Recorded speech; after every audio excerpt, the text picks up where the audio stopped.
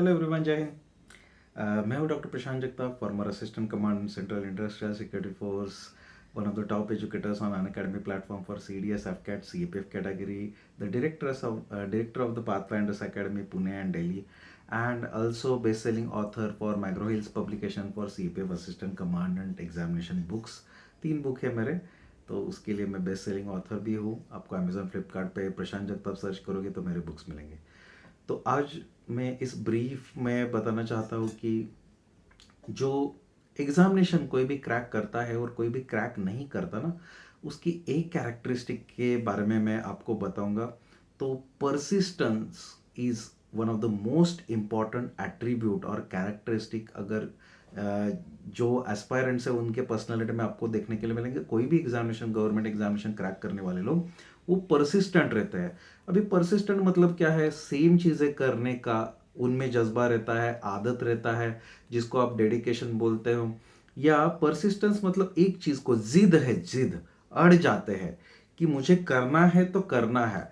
मैंने भी बहुत सारे एग्जामिनेशंस क्रैक किए हैं, मैंने 3 क्लास 1 नौकरियां की है, मैंने एमबीबीएस भी कर लिया, लेकिन मैं बहुत बार फेल भी हो चुका हूँ। Services preparatory institute SPI Aurangabad का एंट्रेंस मैंने दिया था 10वीं में, उसमें मुझे सिलेक्ट नहीं किया गया। एनडीए दिया था, मेरा एनडीए में सिलेक्शन नहीं हुआ। एएफएम से आर्म फोर्सेस मेडिकल कॉलेज का एंट्रेंस दिया था, उसमें मेरा सिलेक्शन नहीं हुआ। पहली बार मेडिकल एंट्रेंस दिया था, उसमें मेरा सिलेक्शन नहीं हुआ।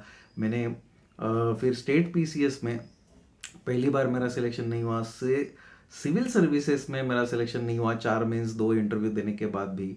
लेकिन you need to understand, eventually I am successful in most of the examinations. I got selected to government medical college. मैंने एंट्रेंस एग्जामिनेशन फिर से दिया, ऑल इंडिया लेवल में रैंक भी लेके आया। गवर्नमेंट मेडिकल से मैंने एमबीबीएस किया।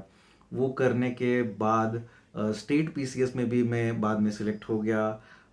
यूपीएससी में भी सीपीएफ असिस्टेंट कमांडेंट 2012 एग्जामिनेशन में मैं ऑल इंडिया रैंक 80 लेके आया। इंटरव्यू में मैं ऑल इंडिया रैंक 3 लेके आया।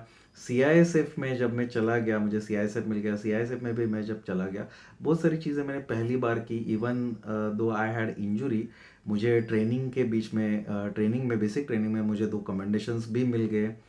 और बाद में इवेंचुअली सीआईएसएफ में रह के मैंने 2 कमांडो कोर्सेज भी कंप्लीट कर दिए, वीआईपी सिक्योरिटी कोर्स कंप्लीट कर दिया, डिजास्टर मैनेजमेंट कंप्लीट कर दिया,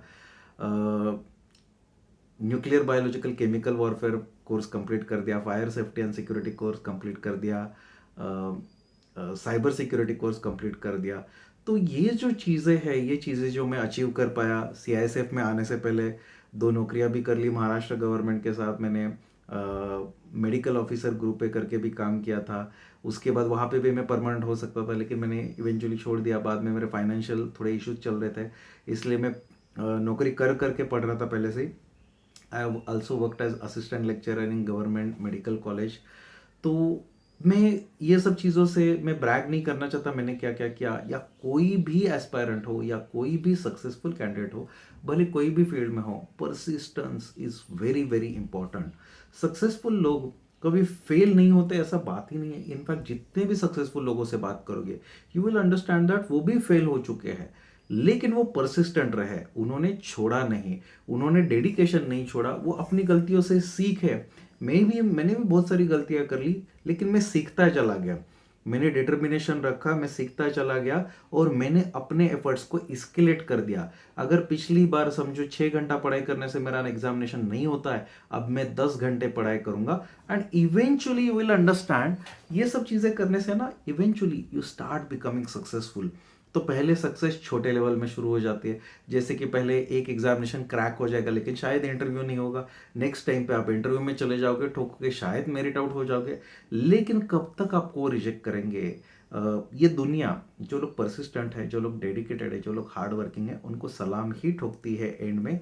हमेशा याद रखना, भले वो आर्म फोर्सेस हो, अल्टीमेटली जो डटे रहा है। तो हम लोग की इसमें एक कहावत है, to the last man and to the last bullet, हम लोग लड़ते रहेंगे। आप लोग क्या हो, most of the aspirants they simply give up. लड़की ने अमन ना बोल दिया, दे गिव अप। एग्जामिनेशन दिया, एक बार क्लियर नहीं हुआ, दे गिव अप।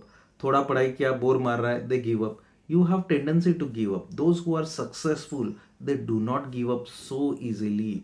सो ये जो to the last man to the last bullet लड़ने का जो जज्बा है ना, वो अपने अंदर लेके आइए।